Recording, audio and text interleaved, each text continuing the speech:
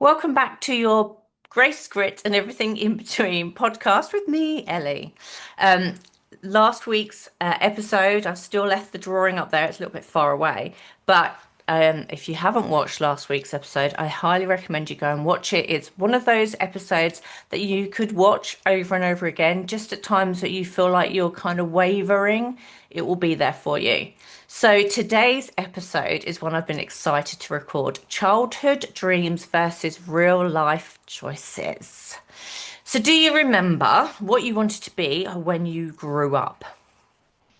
Maybe it was a dancer, a teacher, a vet, an astronaut, an artist, and then life happened. Responsibilities, expectations, bills, pressure, and somewhere along the way, that little voice inside got quieter. But what if those childhood dreams weren't childish? What if they were the purest version of who you came here to be? So, when I was young, and if you've watched the first episodes, this kind of recaps on there a bit. My dad always used to say, "One day, hopefully, you'll meet a or you'll marry a millionaire." And he kept saying this and saying this, and I was very much, why? Why do I have to go and find a millionaire? Why can't I be a millionaire? And that kind of stayed with me, like a knowing that I was meant for more. And obviously, with all the things that I've gone through and the so many close calls to not being here anymore, my reasoning was, what if I was here for more? What if I've got all this knowledge, all this all these tools that I've picked up along the way? What if my purpose is actually just to help other people not go through the things I've gone through? Or if they have gone through the things I've gone through, maybe it was my place to actually help them progress forwards. So I've always kind of known that there was another reason. And it's one of those that I kept pushing it away and pushing it away and pushing away because I didn't have the confidence. I didn't think anyone would want to listen to me. I honestly did not think that I had the ability to help anyone. But then through obviously the last 9 years and having a platform on social media and the people that I've attracted into me, majority of them have come from trauma, and I have been able to help them. So that kind of reaffirmed to me that my calling was something higher. I also wanted to be a bridal fashion designer. I also wanted to be a solicitor and get quite high up in law.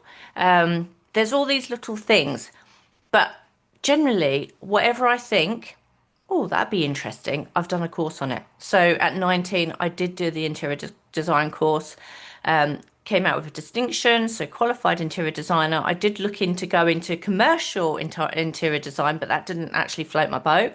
And then I've done courses, but I've done so many just life and mental health courses. I would say in the last 5 years that it has maybe just given me that final little push. Do you know what? This is where I should be. This is what I should be doing. So I want you to think back to your younger self. What did you love to do before anyone told you what was realistic? What did you imagine for yourself when you were free to dream? Our childhood dreams often reveal our natural strengths and passions. But as we grow, we're influenced by parents, teachers, friends, and society, all trying to keep us safe or successful. But that's where the shift begins. So, most of us don't even realize how much of our adult life is shaped by outside influence. Maybe you followed a path because it seemed secure. Maybe you made choices to please others, or because someone told you that your dream wasn't practical. See, that's the reason why I didn't pursue interior design, because so many people told me back then. And if you think about it, we're going back 30 years. They turned around and said to me, In this area, no one would need an interior design. You need to be living in London for anyone to actually be able to pay for an interior designer, which obviously I've found out wasn't true. But anyway, so over the time, the outside voices became louder than your inner one. But here's the truth. The people who told you to be realistic weren't trying to limit you. They were often trying to protect you. They were passing down their own beliefs, own fears, and limitations, and they became part of your subconscious story, guiding your decisions without you even realizing it. So, just if you've got a pen and piece of paper, or if you haven't got a pen and piece of paper, or you're listening in the car at the moment, maybe just set a little bit of a reminder in your head to go back and answer these questions. Number one, what did you want to be when you were a child? Do you know, my son actually, at 8 years old, decided that he wanted to cure cancer at 8.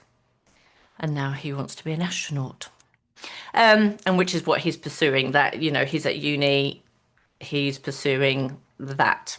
How close or far, this is number two, how close or far are you from that dream today? Number three, what changed your direction? Was it choice, fear, or influence? Number four, do you ever feel like you've outgrown your dreams or like you've forgotten them? Number five, when was the last time you asked yourself, am I happy? Number six, and if not, what would happiness actually look like for you today? Though, number seven, whose opinions or expectations might still be shaping your choices? And number eight, what's one small step you could take to reconnect with your original spark?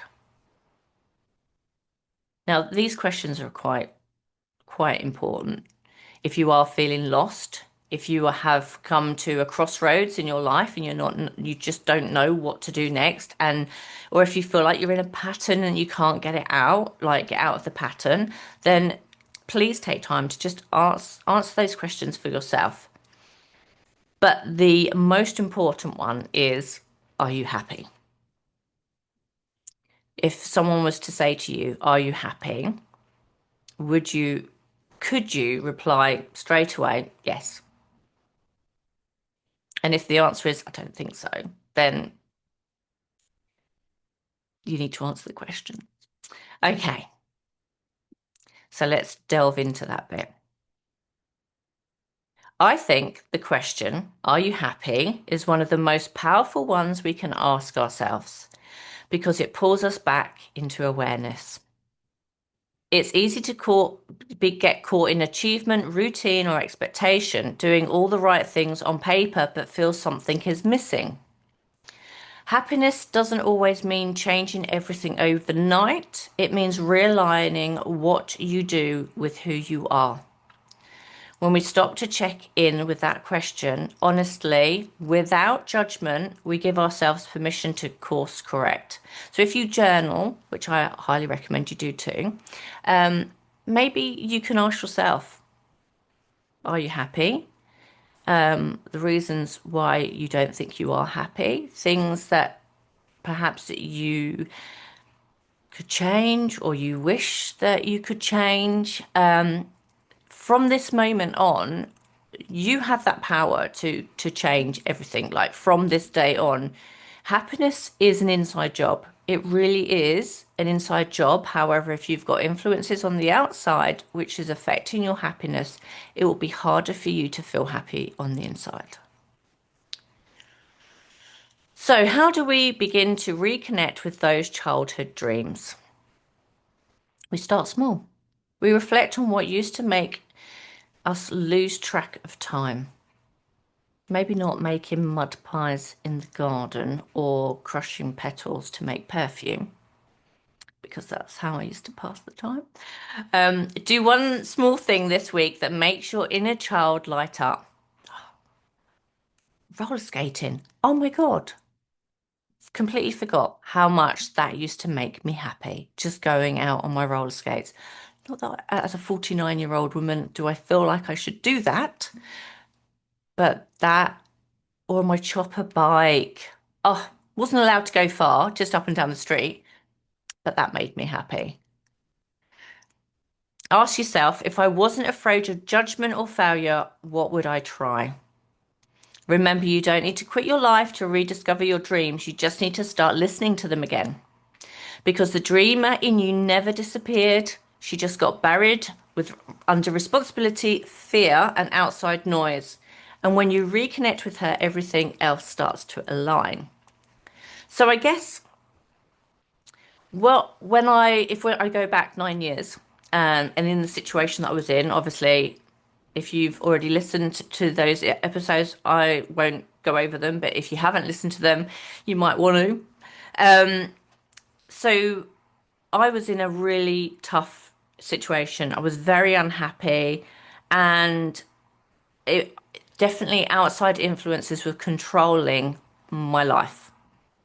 Everything to do with my life, whether or not I left the house, whether or not I took my medication, if I ate, like literally, I completely lost myself.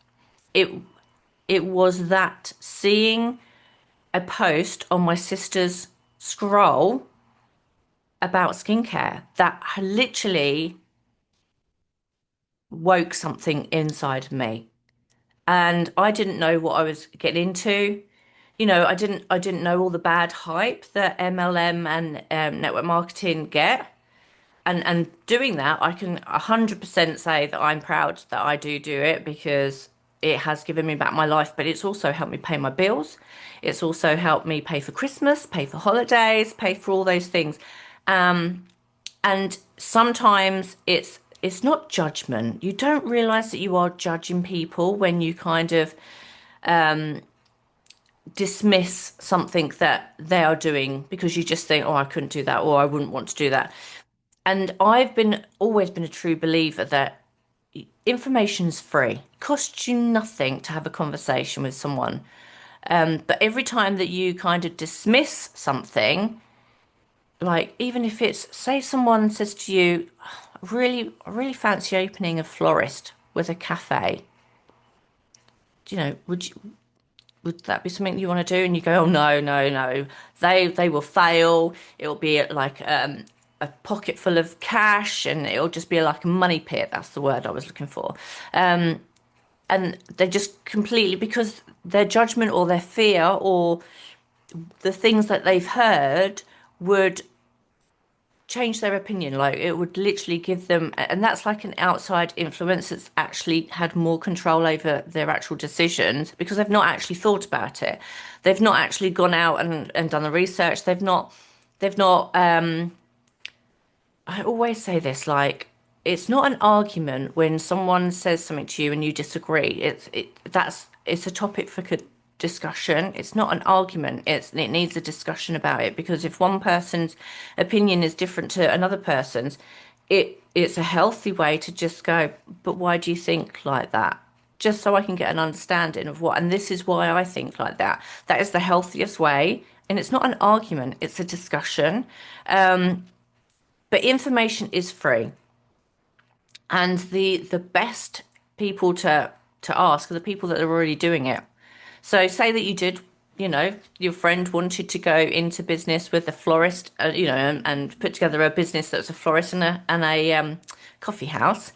Then maybe you would go to fixtures like that and just have a conversation with. Oh, so do you get a lot of business? Are you busy? You can look around to see how busy it is. It's before you make decisions very quickly, before you kind of without thought just go, no, nope, not for me. Not even try changing the mindset and just giving yourself benefit of the doubt because it might actually be something that you really wanted to do and you've pushed it aside because you're worried about what someone else thinks or what people will say about you. But at the end of the day, you are living this life and honestly, happiness is an inside job. And if you're not happy doing what you're doing or in the environment that you're in, the only person that can change that is you. Like literally, you are in charge of your life. You are in charge of your brain. You decide, you choose. No one should be making decisions for you. So just think if someone does approach you, like even if it's just say it's a friend who really is struggling financially and they come to you asking if there's any way that you can lend them money for some food. Now, I don't know what you would do in your situation, but would you immediately say, no, I haven't got anything? Or would you think about it and say, well, I haven't got any money to give you. However, I have got ingredients for a meal that I can drop round to you if that's okay. At the end of the day, times are hard, and we need to understand that if people are asking for help and if people are offering you things that could help you, then you're cutting your nose off to spite your face because of how you might be thinking, or your conscious mind might be thinking, or your subconscious mind might be thinking. But just pause. No one's, when someone asks you a question, no one's asking for an answer straight away. And if you need time to think about it, just say, I just need time to think about it. I think we get it's such a pushy world sometimes that we think that we have to make decisions straight away. Um, but all we really need to do is communicate. That's it. If everyone communicated with each other, everyone would be in a better situation than a lot of people are. So, so as you go into this week ahead, I want to leave you with a few questions. What did your younger self want for you, and what would it look like to honor even a small part of that dream today? Are you happy? Ask yourself, are you happy? And if the answer is no, that's not failure, that's awareness. And awareness is the beginning of freedom. You're not too late. You're not too far gone. You're just one decision away from remembering who you always were. People change their lives around at 50, 60. Just because, society's given a retirement age in your 60s at the moment, doesn't mean to say that's always going to be the way. If we're living longer, then we shouldn't be retiring so early. Because it is a well-known fact that as soon as you retire, your brain stops using parts of the brain, which then can cause things like Alzheimer's, dementia. It's really good that you keep active. So no longer look forward to retiring. Have a backup plan. You might retire from, say, being a nurse at 65, but maybe you want to then go into florist. I don't know why I'm obsessed with florists and stuff at the moment, but let's just roll with it. Maybe you want to be a florist for the next 20 years after that. No one's putting a deadline on your life here. You control that, obviously, and unless you've got health issues and things like that, but there's still things you can do to help control that, so it's not all taken out of your control. But if people are living until their 80s, 90s, right, just think about it. Just think about it. So, thank you for being here with me, for reflecting, and for choosing to grow with me.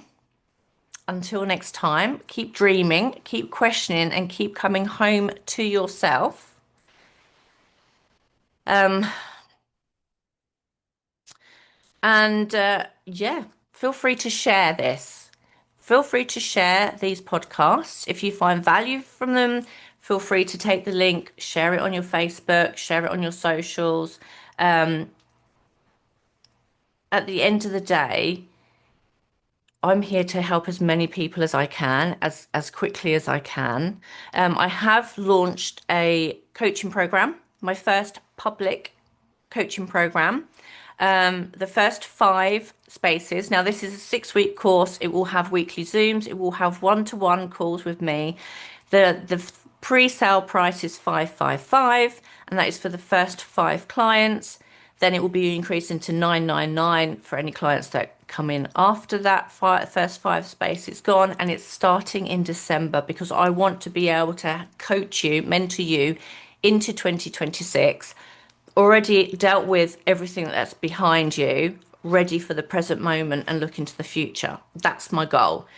So if you would like more information about that, I will be leaving it at the end of this description, but it's also over in the Facebook group. So again, thanks so much for watching. Feel free to subscribe, click follow, share, and I will see you next week.